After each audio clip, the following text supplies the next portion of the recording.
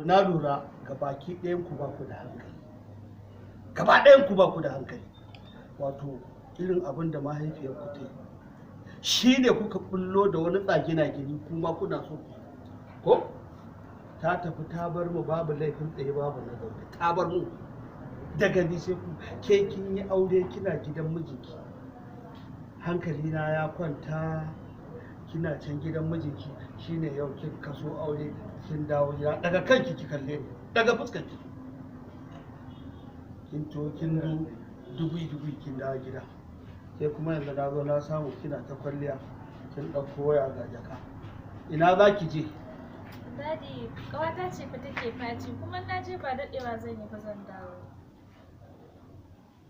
To, kada bari in faɗa muku wani abu.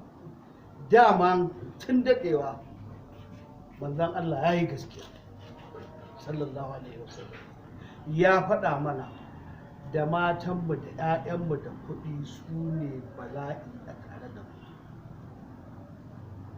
To gashi kuwa ko nan yanzu kuna nema ku zame mun jafa'i, to wallahi la ilaha illa huwa kin ji na rantsi idan kuka yi ni ba ku isa ku samun hawan jini ba, sai in tafiya ta inda ba ku sani ba, ka Allah ya hana ku wa alam ya ku shi ke dan ba ni ba ku na yi tafiya ta ba zan iya zama ba, wannan ba ai auka ne, ina da sauran jini na a jiki ku saka mun hawan jini mutu ko wani talarurar ta same ni wanda ba za ku iya ba kula da ni. Kun ji dai abin da na faɗa. Ba zan tafi ba ku ba, ina ruwanku da inda za ni, sai na gaya muku. Ke da kika kaso auren kin faɗa min, ke kuma yanzu inda za ki tafi ba fati kika ce ma, saboda kin zama yar kanki.